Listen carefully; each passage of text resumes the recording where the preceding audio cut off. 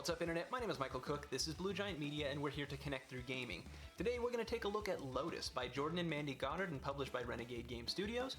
We're going to take a quick overview of the rules, and then we're going to come back. I'll let you know what I like, what I don't like, and who I think may or may not like Lotus.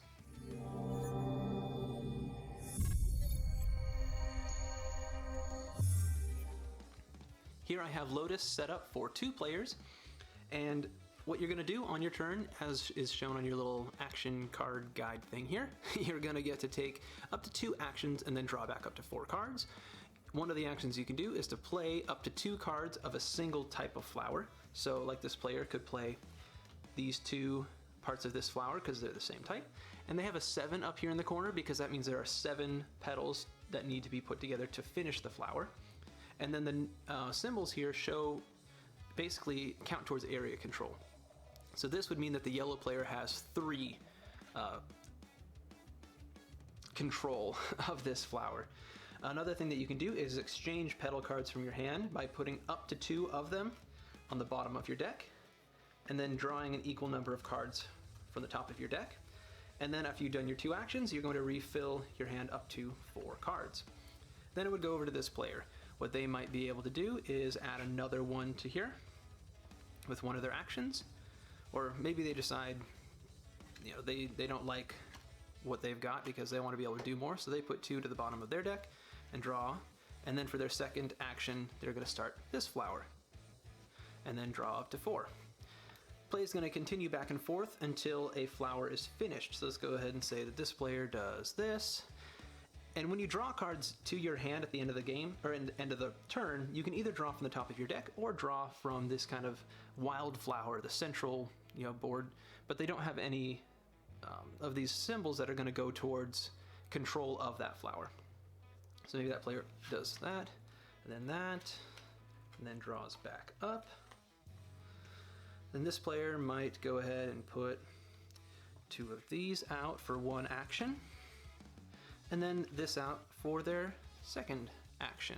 So whenever you finish a flower, the person who placed the final flower petal is going to be the one who claims all of those cards as theirs, and each card is going to be worth a point at the end of the game, so that'll go into their victory point pile. But then whoever has the most control of that flower is going to be able to choose a bonus of either 5 points or one of these 3 special powers. And those special powers can do things like having 5 cards in your hand instead of 4, or being able to play 3 petal cards of the same type of flower in 1 turn instead of just 2, or you can get your Elder Guardian, which brings me to what the third possible action is, and that's moving a Guardian. These Guardians basically act as another one of these symbols to help gain control of a flower. So what this player could also end up doing is putting their Guardian on here, so now that they have 4 control of this flower as opposed to the yellow player's 2. So it's a way that you can kind of tip the scales. So you're going to be going back and forth until player empties their deck, and then you're going to total points at the end based off of who has the most flower petals saved, adding together these victory points, and whoever has the most points at the end of the game is going to be the winner. The tug and pull goes through, do you want to kind of hold off and be the one who finishes a flower? Do you want to increase your stake in that flower, but at the cost of possibly letting your opponent be the one who closes that flower and gets to take all those petals? And obviously, the more petals there are in the flower, the more valuable it can be to be the one who closes it rather than the one who has control of it. So it's a tug and pull between those 2 things. And as I said, you're just going to go back and forth until decks have run out, and then you'll total up the most points. Oh, and I forgot to actually specifically say, the Elder Guardian counts as 2 of these. So putting this Guardian down is going to be worth 2 towards control of that flower. And whoever has the most points at the end of the game will be the winner. Now that you've got a pretty good idea of how to play Lotus, I want to let you know what I like about the game. First off, it's a simple enough game that I can play it with my daughters. My daughters are 5 and 4 right now, and they both really love playing the flower game. So I think it's fun. Anytime I can find a game that I can play with my kids, I really enjoy it. It's simple. It's got an interesting kind of balance between that area control and finishing the flowers, which I like. I don't like games that are purely area control. I'm not really big on that. So this game I still find enjoyable, even though it is an area control game. Other than that, obviously the art is beautiful. Those are the main things that I really like about the game. Things that I don't like about the game is that it's a little too simple and straightforward for me. It's not a game that I'll likely play or recommend or request to play very often. I'll happily play it most of the time, but it's not the kind of game that I want to jump out and play. I think a lot of it has to do with it's kind of static, only being able to, or too predictable. You know that you want to get a couple or quickly get the different kind of bonus powers that you can get, and then you want to make sure that you're getting points for closing out flowers. You want to try and basically set it up so that you can surprise people by closing out those flowers. It's a little bit cutthroat at times too, which I'm usually not too big at, which is odd because it's such a pretty and light game, but it does have a little bit of cutthroat elements that I'm not as big on either.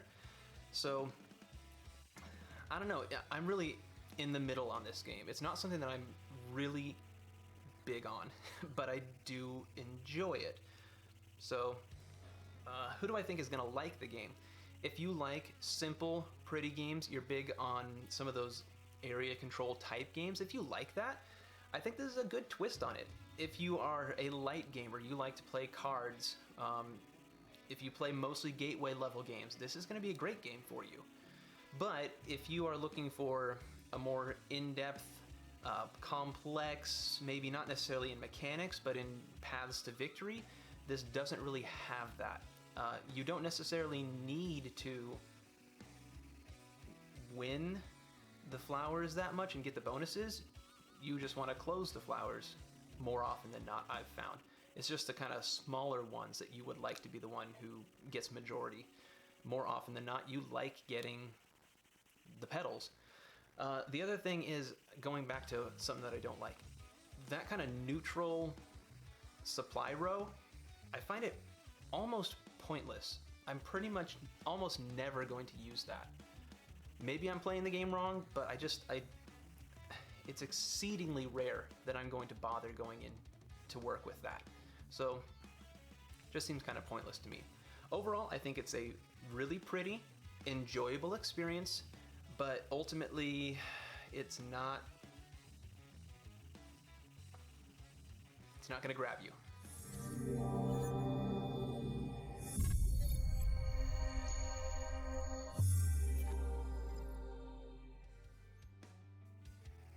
Alright, so let's go ahead and take the spotlight off of Lotus by Jordan and Mandy Goddard and published by Renegade Game Studios. If you want to know more about Lotus, you can take a look in the description section where you can find my unboxing, a setup and more detailed gameplay sample, as well as a link to macronovagames.com where you can buy Lotus and a whole bunch of other great games. Until next time, I want to thank you so much for watching. Please like, share, and subscribe if you like what you see. Let me know in the comments section below if I missed something or you have some feedback for me in terms of Lotus or gaming in general. And, as always, have a wonderful day.